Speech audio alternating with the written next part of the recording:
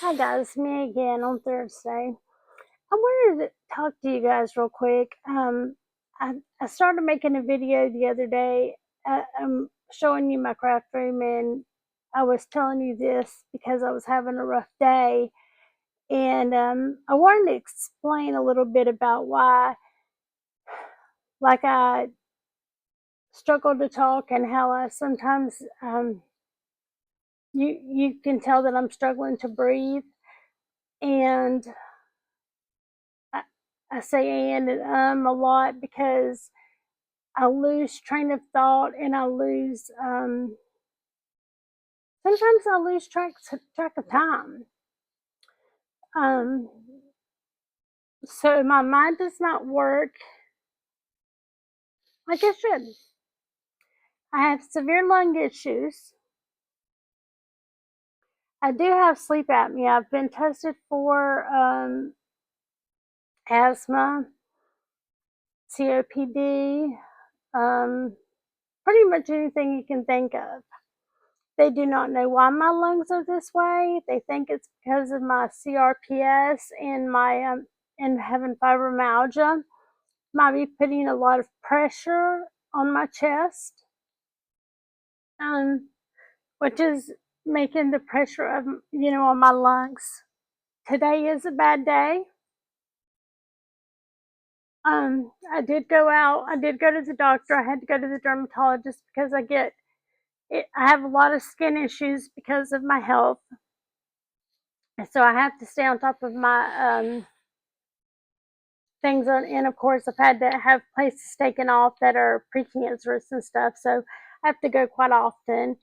Um, and I can get a little scratch paper cut that will become a big issue that doesn't heal. So they have to really watch my skin. Um, but my lungs are extremely scarred. That is, I forgot what other word they've used for it. Like the technical word. Um, but I always feel like a flipping cow is sitting on my chest. It hurts. It's a lot of pressure. I did not want to get emotional through this. um, I also have nodules all over my lungs that they watch. We scan every 6 months to make sure they don't get bigger. And ironically, they are not related to the reason why I cannot breathe. It's very weird. Um, so every 6 months, I do have to have lung scans. Um, every 8 months to 12 months, they do asthma testing, COPD, and all the things. Even, I believe it was about, I'm almost 55. I believe it was about 8 years ago. I even had to do a heart cath, like they were, because the way the symptoms are makes it seem like it should be my heart. Um, everybody in my family has had a heart attack by the time they're 50. So, with me being so sick, um, ironically, my heart is the only organ that is healthy, which is a fantastic situation. Let's kid nobody there. Fantastic. I do have to follow cardiologist very closely. I have to get clearances for every surgery. They have to watch my heart because of my family history, and because it is the only organ that wants to work correctly right now. I'm doing everything I can. Like, I'm really scared of being put on oxygen.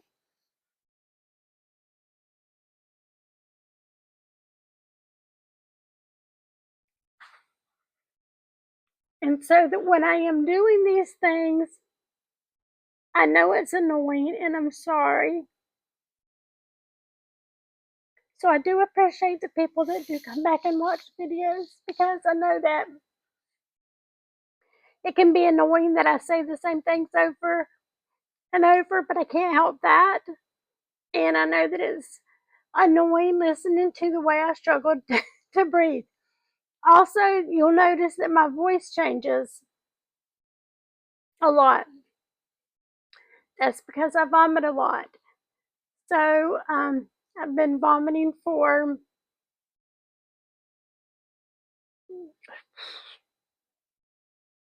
probably going on this 20, like 18 years now. Okay. It's been 18 years.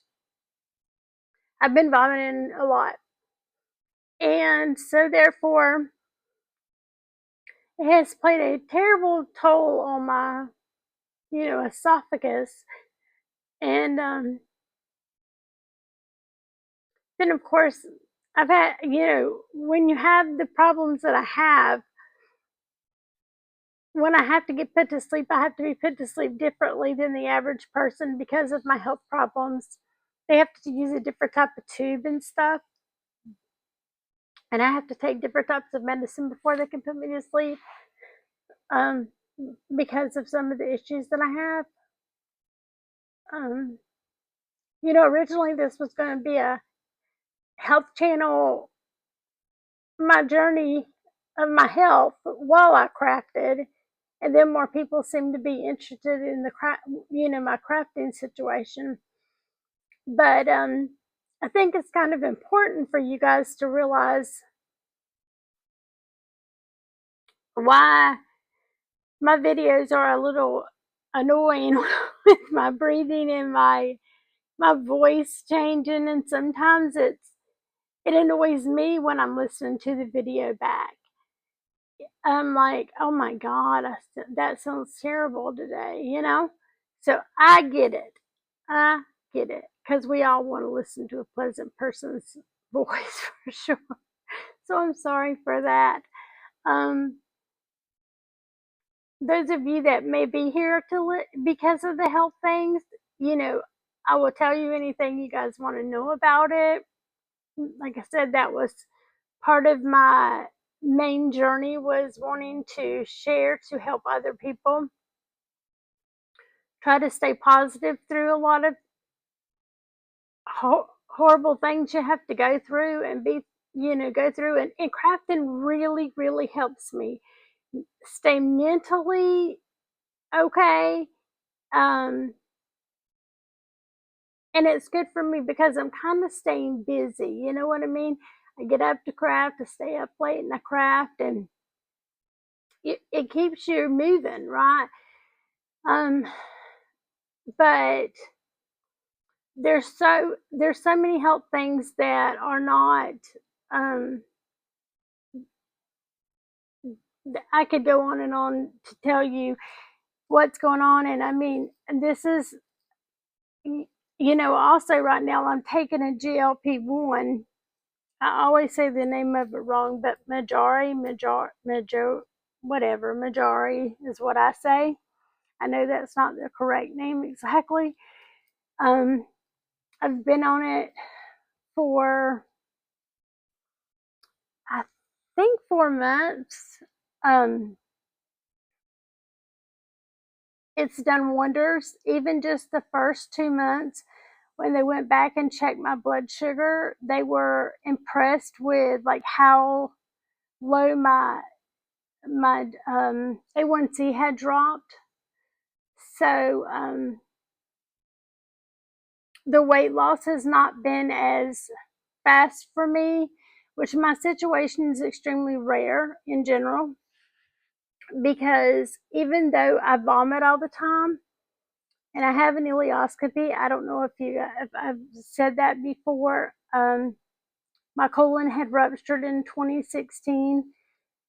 I might tell that story, because it's quite an amazing story, to be honest with you. Um, the I'm due for a surgery. I go see the surgeon next week again. He gave me 6 months to get my affairs in order because this is why I'm crying. I'm normally not a crier, but he gave me 6 months to get my affairs in order because they don't know if I can survive this surgery. Um,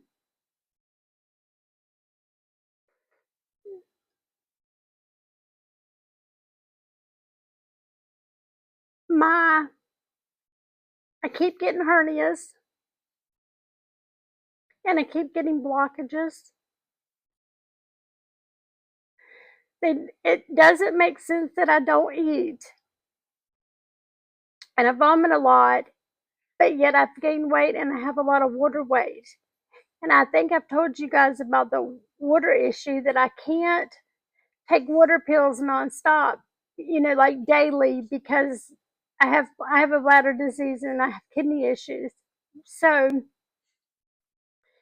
I can't take the water pills constantly. I have to take them for like a 2 or 3 weeks and be off of them for a few months and take them for 2 or 3 weeks. So like you can see sometimes like my hands are really swollen and big and sometimes they're not. Like I can't get my nails done anymore because if I get a little nip, if you're a lady and you get your nails done, they get you sometimes. Well, that would get infected on me anymore. So now I can't get my nails done. My nails was always my identity, in my opinion. Um, so a lot of things have changed dramatically for me in the last 6 months. And so when you go in, I go in next week to see the surgeon again. He's going to redo the scans, see how big the hernia has gotten, which I can see that it's gotten bigger. You can clearly tell it's gotten bigger. I've had a lot of complications and stuff from it. And so I'm a little nervous that the hope was that if I come back in March and as long as I could kind of stay stable and the GLP-1 was keeping my diabetes under control, helping a little bit with the weight loss and water weight and all the things. Um, I really struggled to eat. I drink a protein shake from GNC typically, and then I eat less than a bird does. But it's funny because everybody goes like, "Oh, you can't really be eating that much." But then when you're there around me, like my son said that, and then when I went to visit him, he's like, "I thought you were just like kidding that you don't eat, but like you seriously hadn't ate anything in 3 days." I'm like, I can't help it. It ain't going to go down. But he was shocked because he's like, he's thinking maybe I'm nibbling, or something. But yeah, there's no nibbling going on. There's nothing going on. Gotta drink plenty of water, and I have to drink this water because I should get an endorsement at Evian because I spent a lot of money on you. So Evian's the only water that I can drink that doesn't cause me bladder issues. Back when I first got diagnosed with bladder disease, it was because of the pH in it. It was highly recommended. I don't know if just because my bladder's gotten used to it or I've mentally gotten used to it because, your mind can play tricks on you. But this water is my everything. I love this water so much. I do try to drink a lot so I'm not dehydrated, but you can always take blood work and I am going to show dehydrated between throwing up and stuff. But anyway, I just wanted to tell you guys that I know that some of these little things, these little quirks and stuff are a little annoying at times. And again, I really apologize, but it's not something I can help. And I understand if you click off because it's annoying. I really do. Um, it's hard. It's hard to not enjoy someone that you're watching. You know what I'm saying? Which is also a thing with, like I really need to do better, like, doing my face, showing my face and stuff, because then you connect with the person in a different way, right? Like you put a face with the hands and, you know, different things. And when you can put a face with the person, you have a better connection with the person and want to watch them more. I'm the same way, guys. I live off watching YouTube. My TV's right here in front of me, um, which you're gonna see in the video, the tour, and that's what I do. I watch videos of crafting, and I've got a couple of girls that I watch true crime documentaries on with, and the few people that I have watched that only um, don't show their face. There's only like two that I will continuously watch because they have great content, even though they don't show their face. They're strictly business, though. Like, they are strictly about showing you how to do something, and then they go on about their day. But they're just such pleasant people that it's okay that they're not showing their face. You know what I'm saying? So I do think you would connect with me better if you saw my face, and maybe you saw the daily, you can see it in my face, like what day I'm faking it to make it, and what day I'm okay, and what day I am definitely not okay. My face says it all. So anyway, I just wanted to share that little bit with you guys, and tell you that I'm sorry. I'm sorry that's an inconvenience. I'm sorry if it bothers you, but it's just part of my journey and part of my life. And you have to make the best of it. What I was trying to tell you about the surgeon, I'm sorry, I get sidetracked. When I see him next week, we're going to do some more scans, and we were going to see how things were going to do. We were going to see if we could put it off any longer or not, because I've had to also be prepared for what happens to my dogs. Just spend time with your loved ones, just in case. Be prepared for the worst, but hope for the best.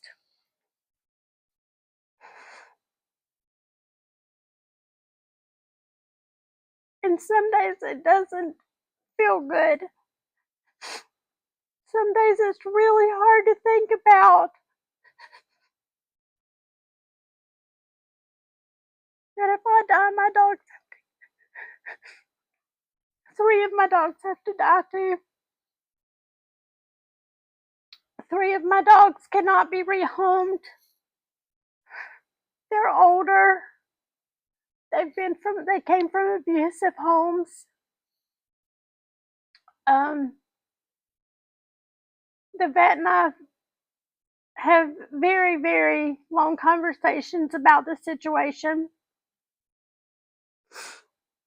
We put a lot of money into the dogs and their health and well-being, and getting their blood work done regularly and stuff like that to keep them as healthy as they can be until the time comes that they need, you need to let them go. So there's not, um, they don't even do good with their father. Like, even when I'm not here and their dad's home, they sit in the window and cry and cry and cry and make themselves sick because they cry for me to come home. So it would not be healthy for them to go to a new home. Um, the one dog, the one I told you that has really bad anxiety and stuff, she would hurt someone else. Like, she would attack them. She does not like anybody but me and her dad. She tolerates her dad, but she's a mama's girl. Daddy is just good enough to take her to the bathroom and give her some food sometimes, you know. But otherwise, she don't care whether he's here or not. Um, the other two I've had long before I met my husband. And my husband and I've been together for 12 years. So that tells you that the dogs are old, you know. Now we do have three new poodles. One's my service dog. One's my husband got me for to replace my baby that passed away last year that I carried around all the time. And then one's his service dog. Um, so my husband has severe PTSD from the military. Um, so um, and I fall by the way. That's the reason I have one. That's part of the reason is my folly. And so anyway, that's kind of that. So this is it's very emotional. So what they have to do with this surgery is I've had over 70 surgeries in my stomach, and they need to go in and rebuild my entire stomach. But because I've had over 70 surgeries, there is very little anything left. I mean, they've had to take my gallbladder out. My stomach doesn't work. It has a pacemaker. It's called a gastric simulator to make my stomach empty. My colon ruptured, so there's no colon in there. My what is it? Oh, I had a hysterectomy years ago, so all that stuff is gone. Um, what's the other thing? Your intestines, your what is it that ruptures too? Oh, anyway, guys, there's not much in there, okay? There's not much left in there. You got your lungs, your kidneys, and your bladder, and that's about it. My bladder and my stomach has pacemakers. They're one's called an interstimal, one's called a gastric stimulator, but they're like pacemakers for those to help my bladder work and to help my stomach work. Um, and then he needs to try to find some muscle to rebuild me a stoma, which is how I have to go to the bathroom, number two. And because of all the surgeries and all the adhesions and stuff from all the surgeries, he has not been able to find any muscle on any of the scans. But they cannot, he's never seen inside my stomach. He's a new surgeon. My old one retired. He thought after he did his last 7 surgeries last year that I would be good to go for several years, but right away I got another hernia. And I happened to find this doctor randomly. I was referred to him for something completely different and then realized he was a general surgeon and started talking to him about my situation and how I needed a new doctor, and he said that he could help me and that he would love to take me and what have you. And so my old doctor did not take very good notes. He did very basic note taking. And so this doctor wanted to call that doctor, but this doctor is now retired. So my new doctor really doesn't even know what to expect. So that but ask my primary and ask my critical care nurse that I have for emergency questions and stuff that I have to call about whether or not, like my son could donate like a piece of his muscle out of his stomach for me, for them to be able to build me an area. However, they said that I could not take the rejection medications because of my health, so it wasn't an option. So that's out of the picture. And then a little grotesque moment if you're into weirdness. Even if they were able to take my son's muscle out of his stomach, they would have to place it on my thigh to see if it could survive. and live before they could actually go in and try to put it in me. Next, the thought of that. Can you imagine?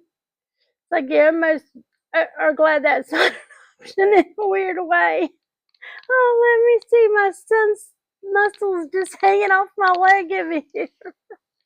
Just the thought, just like, I love watching TV, hospital shows and morbid stuff, but just the thought of it being me, it's okay.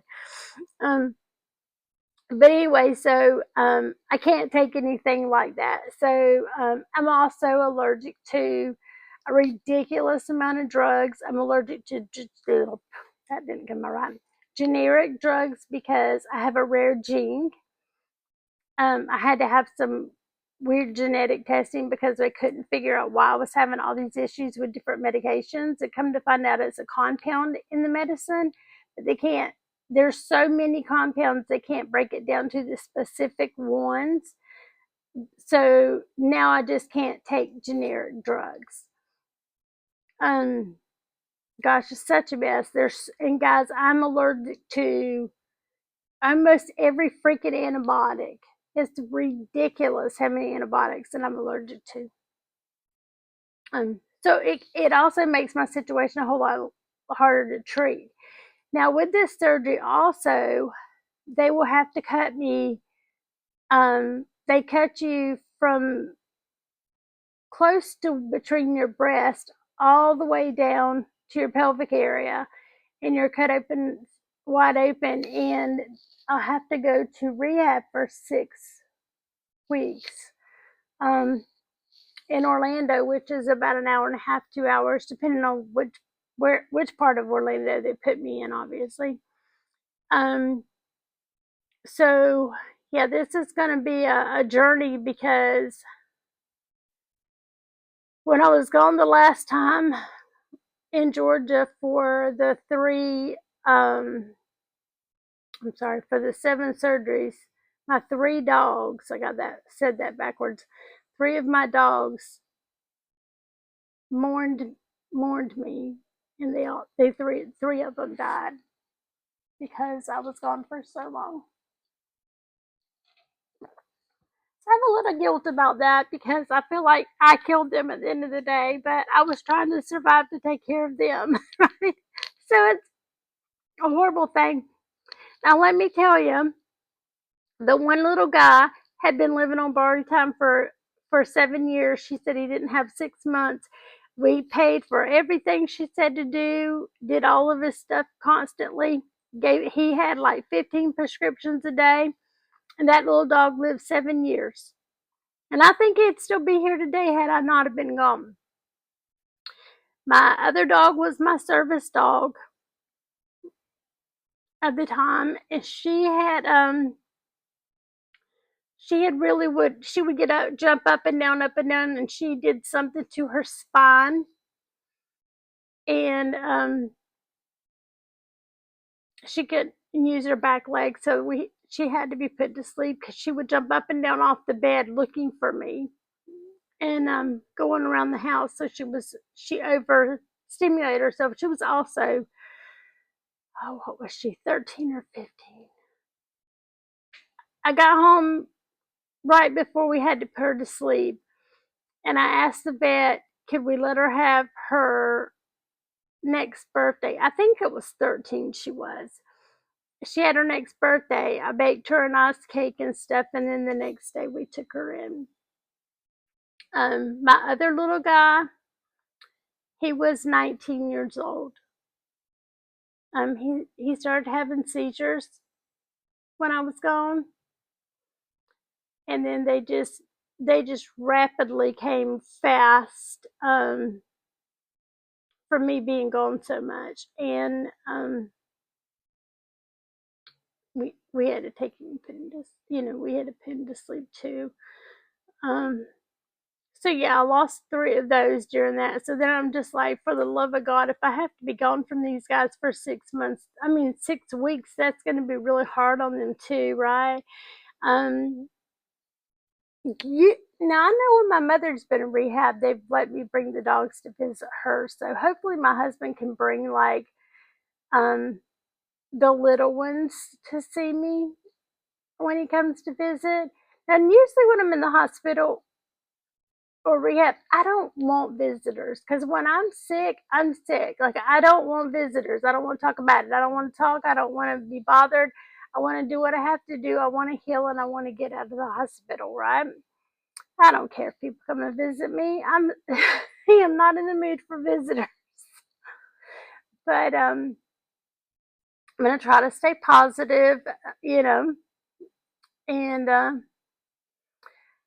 I may, it depends on how things go. I might try to see if I can post every day and kind of keep a journal of how things go and how things feel because when if you've had any kind of surgery, let me tell you, you think you are literally at your worst the next day, right when all the anesthesia wears off, all the stuff, and you're like, holy crap, this is the worst surgery I've ever had. I'm sure I said that of every surgery I've had.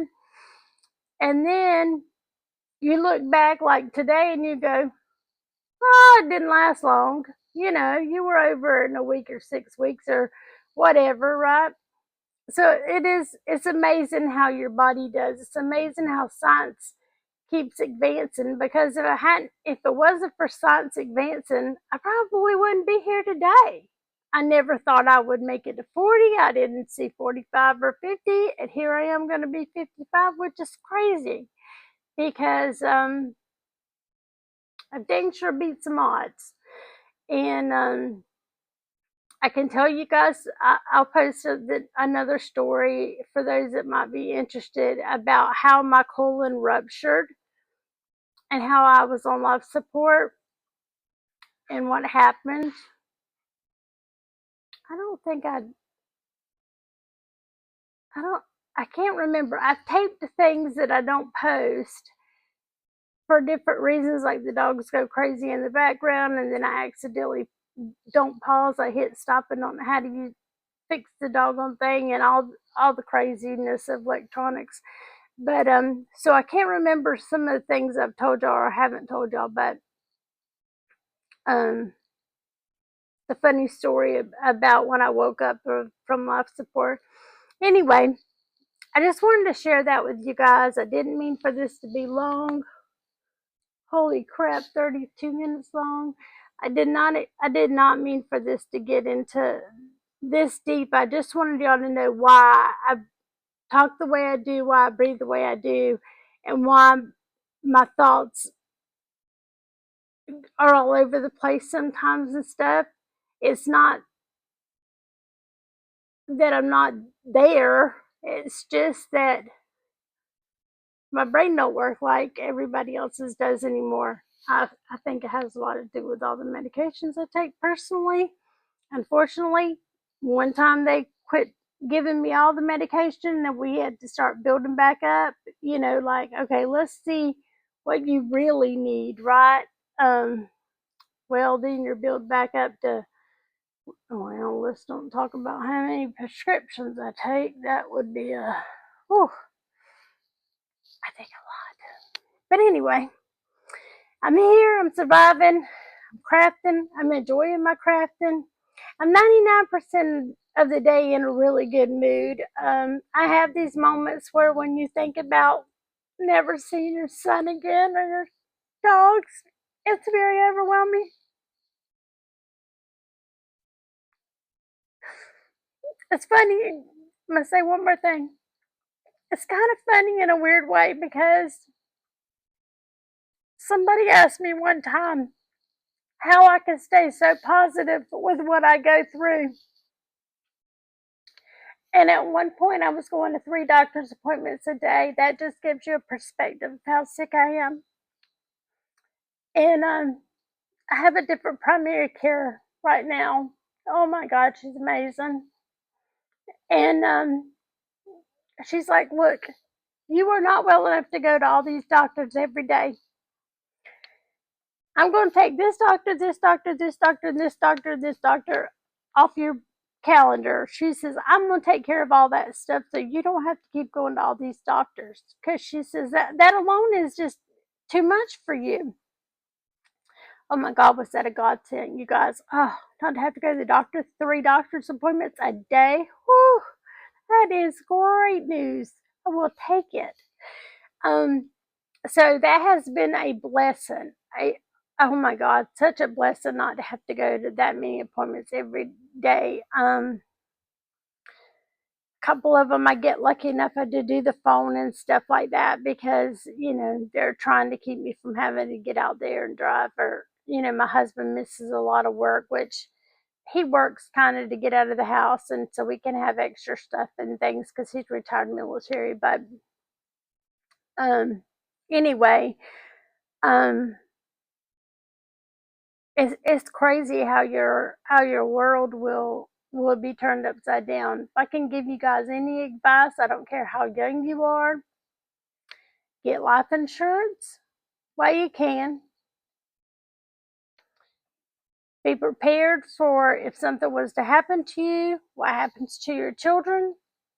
I had to work through about 40 surgeries as my child was growing up, and I had to bust my butt. There was times I worked 3 jobs to be able to keep money in the bank so we could have a decent, a nice car. We always had a nice house and place to live and stuff, but we had to work. I worked really hard when I was able to work hard because there were times I had to be out of work for 6 weeks to have surgeries. And so I would go to work in extreme pain, but I had to. So when this hit me when I was 37, like a ton of bricks, and they were like, "You will never work again, Victoria," I was in denial. But I was glad I had my ducks in a row. I'd already had life insurance. I had already, you know, I had quite a bit saved. I was able to pay for FMLA. I mean, your, what is it called? Your insurance and all this stuff until I got my disability and things like that because I was a single mother. And I praise God, praise God with everything there is in me. My son was almost 18 years old. It was November of 2007 when I was told I would never work again. January, my son would turn 18. The Lord blessed me to let me still fight to work to take care of that child. And I cannot tell y'all how important it is to have your affairs in order. You do not know if you're going to get in that car and have a car accident. You do not know if you're going to lose your arm. You don't know what could happen. Get your ducks in a row. You are never too young to start planning. Get your life insurance done. You can always change your beneficiary if you need to. You can do that kind of stuff. But guys, get life insurance. Be prepared, for you never know.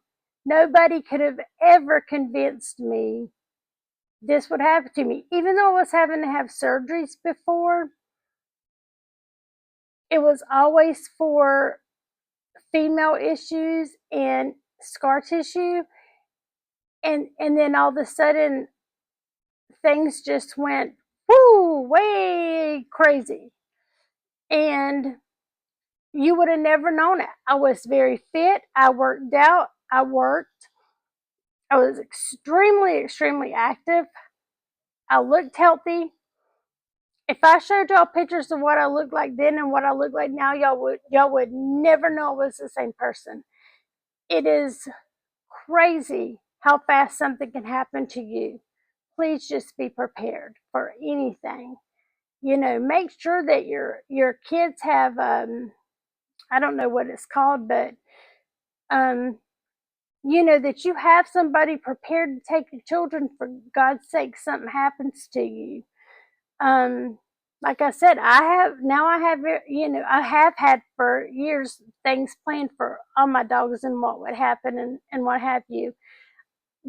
And my husband thinks one way, my son thinks another way. So now my power of attorney stuff is that they have to both make the decision, because my husband would leave me plugged up just so he could go and look at me.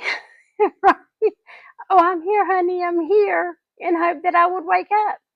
My son would say my mom would not want to be laying in this hospital bed hooked up to machines. So therefore, I made it where they both have to make a decision based upon the information the doctor gives them, what is happening at the time, on top of my own, many of my own choices, like I don't want this, and this, right? But they are the ones that they have totally different thought processes. So then they have to talk about it and make a joint decision. And if they don't come up with the decision, then the doctors can make the decision based upon, am I brain dead? Am I not brain dead? You know, all the things like that that helps decide whether you pull the plug, right? I don't want to be in that situation. Nobody should want to be in that situation. So obviously, my organs can't be any good. They don't work for me. They can't work for. That's not funny, but it's funny. Um, so I mean that part wouldn't be a thing, and then it's just crazy to think about. But sometimes we have to think about the hard things in life. So I hope you guys have a great night. I'm sorry this turned out to be long. If you didn't make it all the way to the end, I'm sorry. um, it's just some thoughts that I had, and I thought I wanted to share them because it's very important. Not that I'm trying to lecture you guys or anything by any means. I'm just trying to tell you things can go wrong in a split second and change your life. That's all. I love you guys for watching this. I thank you so much for being here, and please like and subscribe. Turn your notifications on. We're going to be doing some fun stuff coming up. Um, show you crazy, all the crazy in the tour and the all everything, and we will be making some projects next week. Um, I'm not gonna do like a 1 week post. I'm just gonna post them as we're going. If anybody wants to do a live so y'all can ask questions about how you do certain things, let me know in the comments and we could do the live so we can walk through it. You can ask me questions as we're going through a certain thing. I'm up to that too. I'm up for everything. Next week when I start these videos, after I get the equipment, you'll probably see my face because I don't know how in the world I'm going to do certain things and try to keep myself out of a video. I'm not that talented. It's easy when you're on the desk, but it's not going to be easy when I'm trying to show y'all how to use like the press and all those things. Okay, bye guys. Have a great night.